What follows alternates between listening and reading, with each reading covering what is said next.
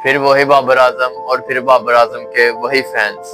बाबर आजम सिर्फ अपनी सेंचुरी से 93 रन दूर। बाबर आजम एक बार फिर 7 रन बनाकर पवेलियन की तरफ लौटते हुए, और फिर फैंस बाबर आजम की तरफ देखते ही रह गए। बाबर आजम ने एक बार फिर दिखा दिया कि मेरे फैंस जो कुछ मर्जी कर लें, मैं इनके दिल तोड़ के रहूंगा। बाबर आजम ने एक बार फिर अपने फैंस को मायूस कर दिया, और फिर फैंस की वही उम्मीद है कि अगले मैच में बाबर आजम आएगा और फिर सेंचुरी बनाएगा, और फिर अगले मैच में कम बैक करेगा। अब अगले मैच तक फिर फैंस बाबर आजम की तरफ देखते रहेंगे और उसकी सेंचुरी का इंतजार करते रहेंगे।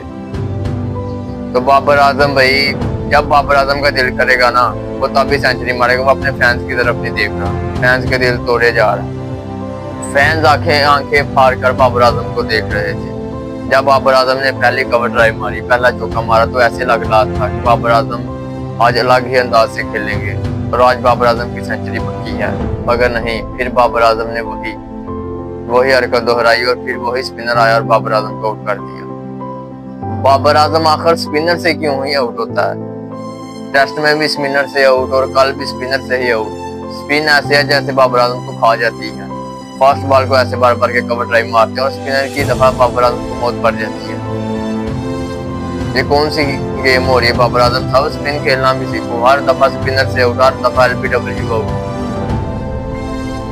तो फिर फैंस वही उम्मीदें अपने दिल में ले बैठे, अगले मैच में बाबर आजम सेंचुरी मारेंगे, तो फिर अगली इनिंग तक बाबर आजम का इंतजार करें।